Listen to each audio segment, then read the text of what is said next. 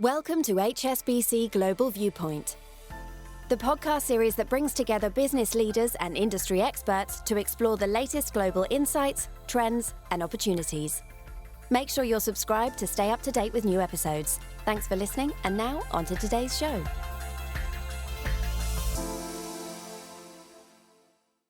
This podcast was recorded for publication on the 14th of August by HSBC Global Investment Research. Analyst certifications, disclosures and disclaimers must be viewed on the link attached to your media player.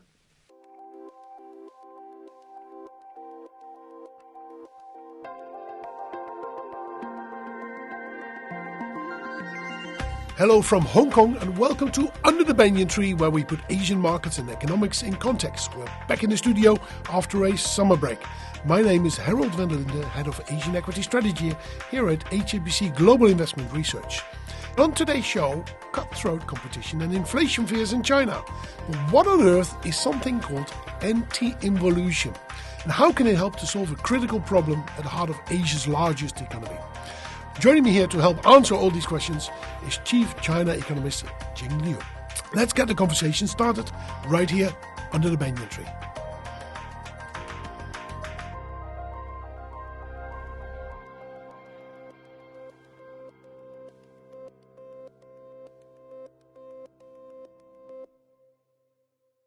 Now, a little bit of context before we begin. China is on a mission to reflate its economy and expand its domestic consumption. This is becoming increasingly urgent under the threat of tariffs that are being imposed on them, and it means the government needs to step in. Now, one of the key issues is intense competition squeezing industrial profits across sectors. Major household names like EV maker BYD and online retailer JD have been summoned by the government to come to Beijing and discuss basically vicious price wars that are happening in their respective industries in China. So what is this new buzzword anti-involution that came out of it, and how can that actually fix the problem? Let's bring in Jing Liu to find out.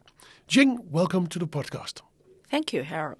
So, happy to be here. Anti-involution. It's the new sort of buzzword. When I came back from my holiday, I have no idea what it means. What is it? Yeah, that's right. I don't think that's a natural economics word.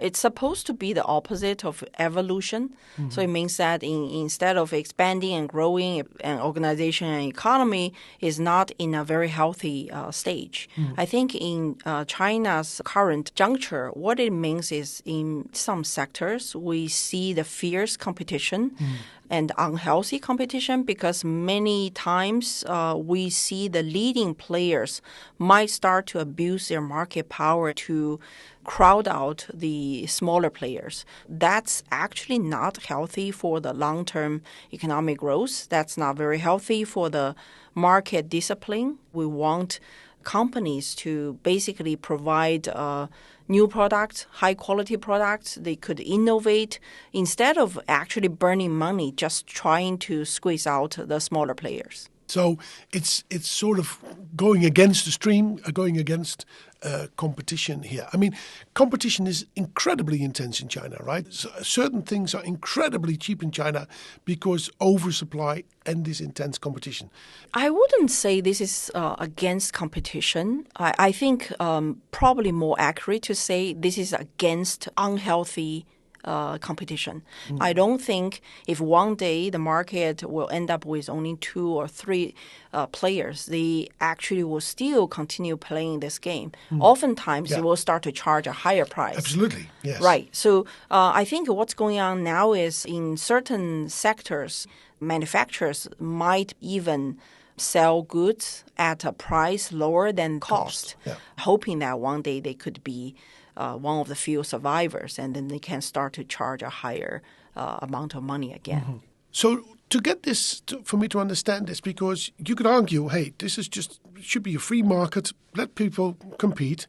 But what you're arguing is that you have probably massive scale advantages in China that means that the larger companies can eventually squeeze out all the other ones. And if you don't stop this sort of unhealthy competition now, you end up with effective monopolies in many of these industries, whereby there's, or maybe duopolies, right? One or two companies that effectively dominate. And that means that eventually in the longer run, these companies, when they dominate these industries, they're going to raise prices. And then it will be more difficult for other companies to come in. So what they're trying to do is to avoid overly concentrated industries in the longer run. Is that a good way of understanding it?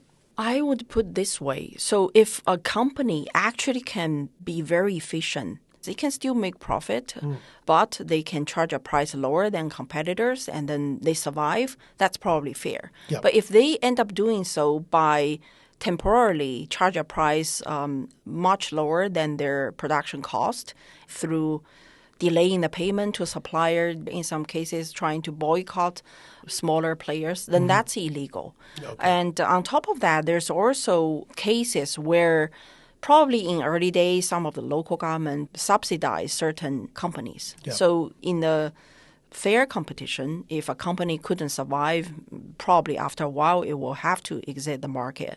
But what if local government prevent a fair competition to play out, or somebody keep giving them money to survive?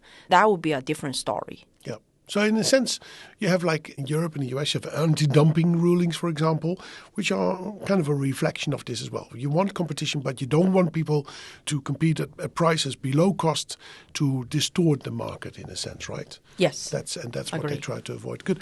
Why are they doing this right now? Well, I think several reasons.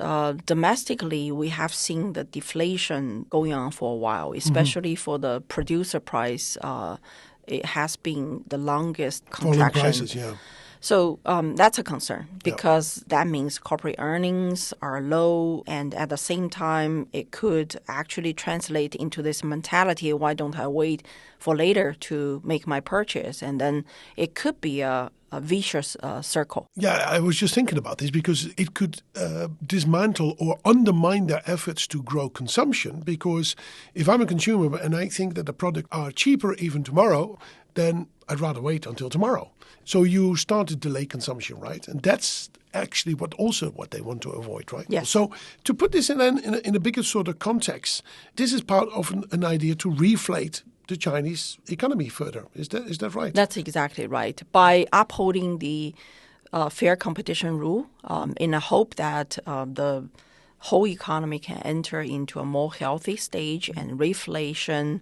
And another thing I want to mention is that now we're in the environment of a lot more uncertainty externally. And we can see that the pressure is not just from the U.S., but also from EU and other trading partners, or saying to some extent China needs to rebalance its economy. So this is also an effort to rebalance the economy. Oh, that's a good way to think about it. That's right. So it made sense for them to do so at the moment. What I would suggest now is we're going to take a quick break, and then we're going to look at some of the implications for markets and equities as well.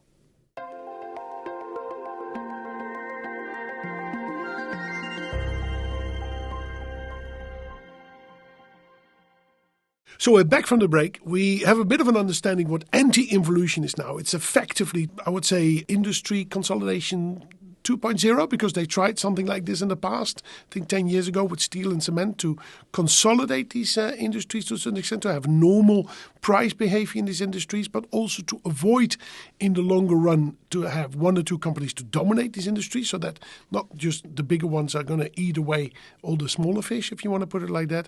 But maybe more importantly, it's part of an attempt to reflate the economy to avoid further deflation.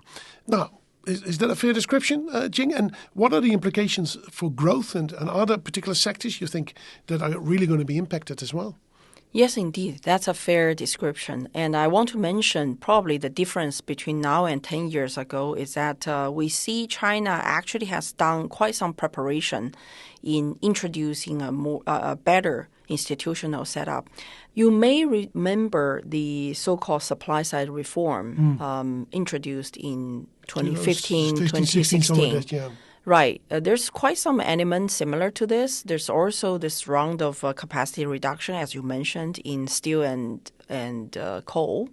I think the key difference between this time and last round is that there's a lot more emphasis on the market picking the winners, meaning that China has improved the institutional setup by enacting the private economy promotion law, amending the anti-unfair competition law, and also even introduce some new regulation trying to rein in the government behavior. So I think this is a difference. The similarity is that, as you mentioned, whenever we see the industrial consolidation, it's usually negative for growth in the near term. So we see China's effort to rebalance the economy always come together with demand-boosting measures.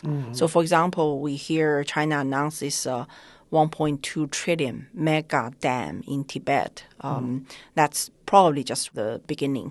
And we will see more projects being introduced, including urbanization. We also see China introduce child care, elderly care, those kind of public service side boosting. So I think it's going to be a comprehensive package on one side, cut capacity, reflate the economy. On the other side, trying to boost the demand. Yeah, and confidence for people to spend. For example, as you mentioned, elderly care and these sort of things are some of the reasons why people still save a lot of money, right? They want to make sure that they can get through their old age in a decent state. So that allows them to consume more, and that's what this policy tries to do.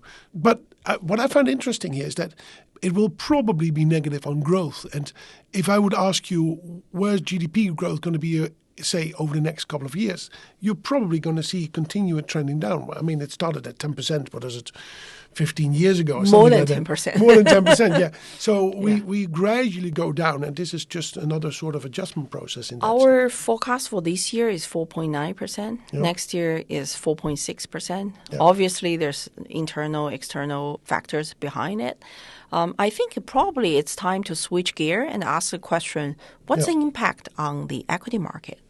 So I think the impact on equity markets is really interesting because ultimately equity markets, stock markets, is a bunch of listed companies. People always think about it's a sort of reflection of the economy. It isn't. It is basically just a bunch of listed companies. So it's the prospect of these companies. And if we see industry consolidation, this is actually good for these companies.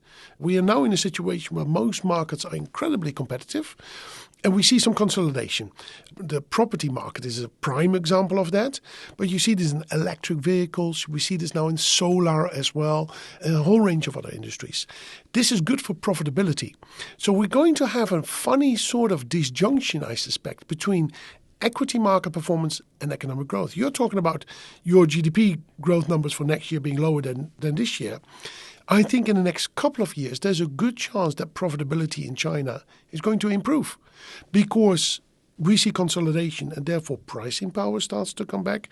And also what we've seen with Chinese companies, that they manage their balance sheets much better. They're giving out dividends and they do share buyback, something that 10 years ago people would laugh at if you would mention that. That's probably the necessary structural transition, not just for the sake of high-speed growth, but more quality growth and more balanced growth. Yeah, and exactly. And so they want maybe low growth but higher quality. And the good thing is that the high quality names are listed on the stock market. So for them, there is more to go.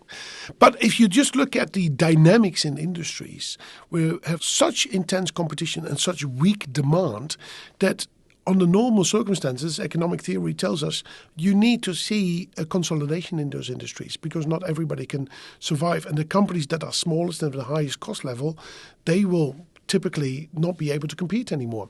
And we started to see this sort of industry adjustment processes already, in particular in EVs, I think is the clear example.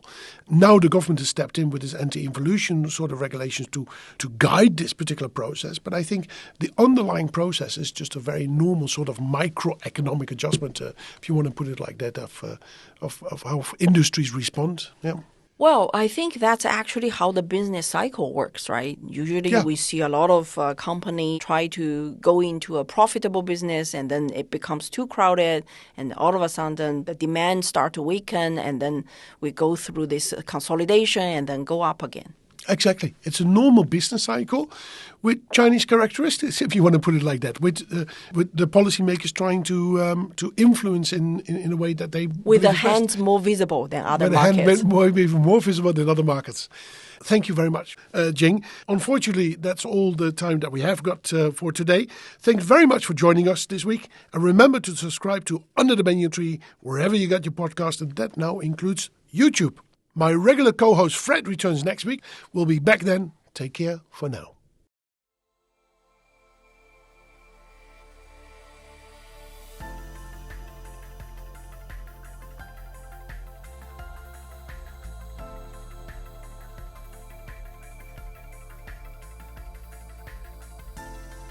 Thank you for joining us at HSBC Global Viewpoint. We hope you enjoyed the discussion. Make sure you're subscribed to stay up to date with new episodes.